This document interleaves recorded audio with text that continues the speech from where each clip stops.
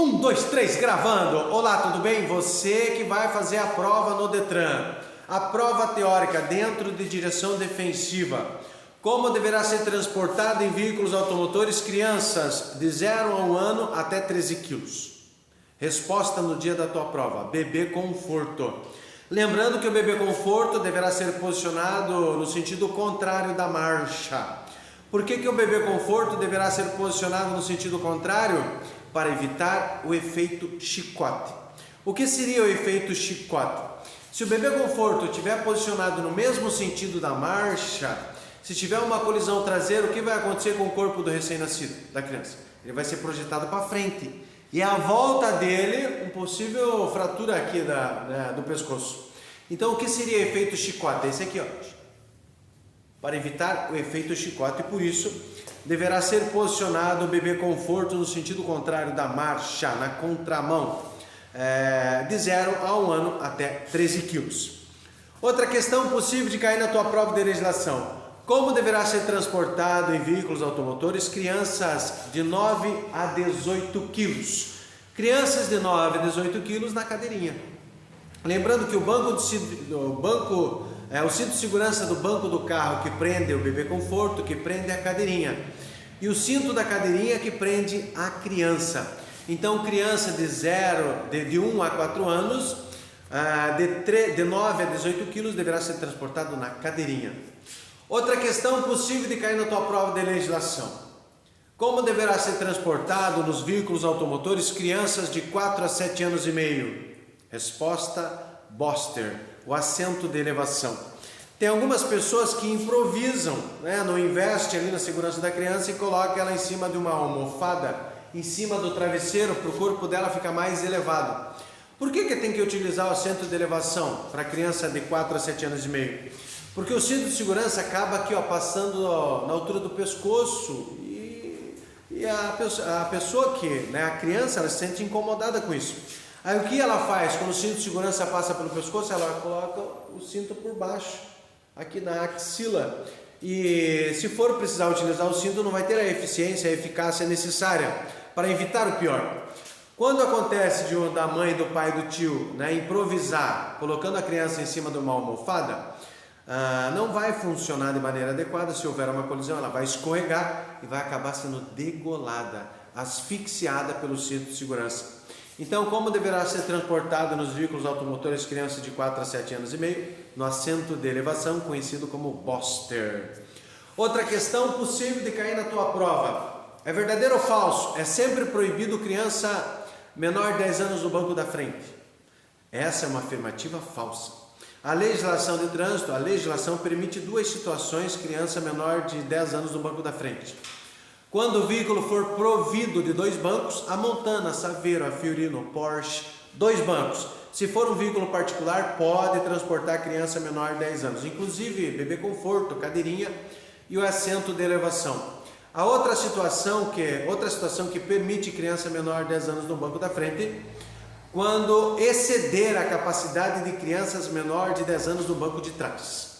Exemplo: lá no final de semana, na tua residência tem 4 crianças, Você vai levar num parque, tomar um sorvete, ir à praia, num rio, vai passear. Aí as 4 crianças são menores de 10 anos. Tem uma de 6, uma de 7, uma de 8 e uma de 9. Aquela criança de maior estatura entre as 4, por exemplo, a de 6 anos, faz de conta que a de 6 anos é a de maior estatura, que mais desenvolveu. Essa pode ser transportada no banco da frente. Atenção, senhoras e senhores, é a criança entre as 4 com maior estatura, não é a mais inteligente, ou a preferida do tio, da tia, o preferido, não é o preferido. De repente o preferido é o menorzinho, o mais magrinho, o mais frágil, o mais sensível, não. Então, entre as 4 crianças, a de maior estatura pode ser transportada no banco da frente. Qual é a idade mínima para transportar uma criança no banco da frente e a altura? A criança tem que ter pelo menos quantos anos? Resposta no dia da prova. No dia da tua prova, pelo menos 10 anos de idade e com pelo menos 1,45 m. Professor, meu sobrinho tem 1,50 m, 1,60 m e ainda tem 9 anos. Pode ir no banco da frente? Não, não pode. Tem que ter 10 anos pelo menos. Ah, o meu filho tem 10 anos e 1,43 m, pode ir no banco da frente?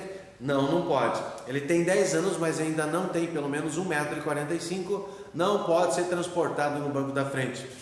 Como deverá ser transportada a criança de 7 anos e meio até 10 anos menor de 1,45 m? No banco de trás, utilizando o cinto de segurança.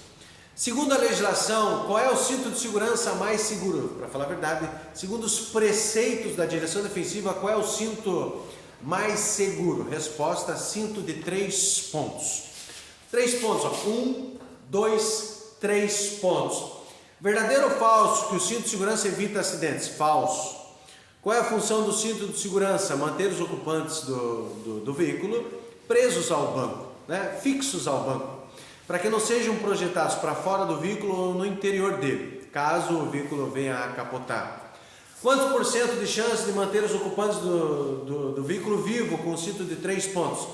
57% de chance de manter os ocupantes vivos. Lembrando que o cinto de 3 pontos tornou-se obrigatório dia 1º de janeiro de 1999, em todos os assentos, exceto menos no banco do meio atrás. Atrás do banco do meio não precisa o cinto de 3 pontos, não é obrigatório. Apesar de hoje alguns veículos estão saindo de fábrica com esse cinto. O primeiro cinto de segurança inventado foi o subabdominal. Mas numa colisão o que acontecia? O corpo dos ocupantes era projetado para frente e lesionava os membros superiores, né? Fraturava a costela, traumatismo craniano, fratura do nariz, né? Deslocava a mandíbula. Então lesionava os membros superiores. Aí um tempo depois, alguém inventou o cinto de 2 pontos também diagonal, que é o torácico, né? O torácico tem 44% de chance de manter os ocupantes vivos, e o subabdominal 33% de chance de manter os ocupantes vivos. Nesse cinto diagonal, nesse cinto torácico, em uma colisão, o que acontecia com os corpos, né, com o corpo dos ocupantes do automóvel? Eram projetados por baixo do cinto e acabavam lesionando membros inferiores, fratura da canela, machucava o pé, fratura do fêmur, rótula do joelho, então lesionava os membros inferiores. Um tempo depois, a ergonomia. O que é ergonomia? É o estado... é a relação entre a máquina e o ser humano, é o estudo da relação entre a máquina e o ser humano. Então alguém que estudou, né, a ergonomia e pensou em juntar os dois, o cinto subabdominal e o diagonal, e formou de 3 pontos. Dia 1º de janeiro de 1999. Veículos fabricados antes dessa data não era obrigatório o cinto de 3 pontos. Outra questão possível de cair na sua prova: qual é a colisão de maior gravidade? É a frontal, frente com frente. Por que a colisão frontal é a mais perigosa? Em uma colisão frontal existem 3 tipos de acidente. Primeiro, os ocupantes do veículo, que quando o veículo bate para quase que instantaneamente. Esse é o primeiro acidente. O segundo acidente são os ocupantes que continuam viajando, né? O carro para quase que instantaneamente, mas o corpo dele continua sendo projetado no interior do veículo, contra o painel, o para-brisa, o volante, e contra o próprio cinto de segurança. O terceiro acidente são os órgãos internos que são comprimidos pelo cinto de segurança. E tem um agravante: as velocidades somam. Um condutor que bate a 60 km por hora no veículo que vem no sentido contrário é como se ele batesse a 120. Um condutor que bate a 80 km por hora, imagine, a 160. Dificilmente as pessoas sobrevivem a uma colisão a 80 km por hora. Quando sobrevive muito machucada, muito lesionada, mutilada, né? Em algumas situações paraplégicas. O que leva a uma colisão frontal? O que leva a bater de frente com o veículo que vem no sentido contrário? Excesso de velocidade, ultrapassagem em local proibido e sem visibilidade. Imagina o condutor ultrapassar um outro numa subida, num aclive, sem visibilidade. O risco de bater de frente com quem vem no sentido contrário, ele dobra. Pessoas que ultrapassam nas curvas, a gente não sabe o que tem depois da curva, então pode ocasionar uma colisão frontal. Para você que é inscrito no meu canal, hashtag Prof. Ronald Escrimin, obrigado pela sua inscrição. No YouTube, também temos o nosso trabalho no TikTok, Prof. Ronald Escrimin 123 gravando, e no Instagram, @Prof. Ronald Escrimin. Outra questão possível de cair na tua prova: explique distância de segmento. Qual é a resposta que você tem que colocar? É aquela que o condutor deverá manter entre o seu veículo e o que segue à sua frente, de forma que ele possa dominar, mesmo numa emergência, sem colidir com a traseira do outro. A distância de segmento é aquela que você deve manter seguro. Se o da frente parar do nada por uma falha mecânica ou por uma justa causa, um poste caiu na frente do carro, ele vai parar. Então essa distância ela é calculada em segundos. Em dias normais, pista seca 2 segundos, pista molhada 4 segundos, pista seca 50, 51, 52, pista molhada 50, 51, 52, 53, 54. O ponto de referência vai ser algo fixo na via, um poste, uma placa, uma árvore. Quando o carro à nossa frente, essa distância de segmento, quando o carro à nossa frente passar ao lado desse ponto de referência a 60 km por hora, 80 km por hora, essa regra só vale para veículos de até 6 metros, 2 segundos. Pista seca: quando esse veículo à nossa frente passar ao lado de uma árvore, a gente começa a contagem lá de trás, a 60, 80 km por hora, 50, 51, 52. Terminou a contagem antes do nosso carro passar ao lado do ponto de referência, a moto, significa que estamos a uma distância segura. Se ele parar bruscamente, vai dar tempo de dominar o veículo com os freios. Agora, se terminarmos a contagem depois de passar do ponto de referência, 52, e já passamos da árvore, significa que estamos muito próximos. Se ele parar bruscamente do nada, existe o risco, né, de você que está vendo eu vendo esse vídeo, tomar 3 atitudes. Quem anda muito colado, tem 3 opções: desviar para a esquerda e bater de frente com o veículo que vem no sentido contrário, desviar para a direita, né, para o acostamento e de repente cair numa ribanceira, ou na cidade, bater em carros estacionados à direita ou na calçada, atropelar um pedestre, ou colidir com a traseira do veículo que segue à sua frente. Com pista molhada, o veículo passou do lado da árvore, a gente começa a contagem, estamos atrás dele, né? Na distância de segmento, é aquela que devemos manter seguro: 50, 51, 52, 53, 54. Terminamos a contagem, pista molhada 54, significa, antes de passar pelo ponto de referência, significa que estamos a uma distância segura. Verdadeiro ou falso? Para o condutor saber se está numa distância segura, sempre será utilizada a regra de 2 segundos. Verdadeiro ou falso? Falso, né? O Valdir ali falou falso. Para você que está vendo e ouvindo o vídeo, estamos ao vivo em sala de aula. Hoje é dia 13/10, um dia depois do Dia das Crianças, dia 12 de outubro, ontem.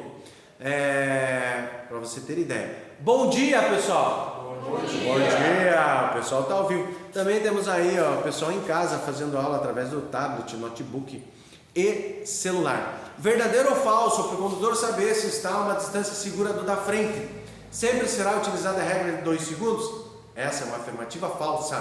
Por quê? Com a pista molhada são quantos segundos? 4 segundos. Outra questão possível de cair na prova dos senhores: defina a distância de reação.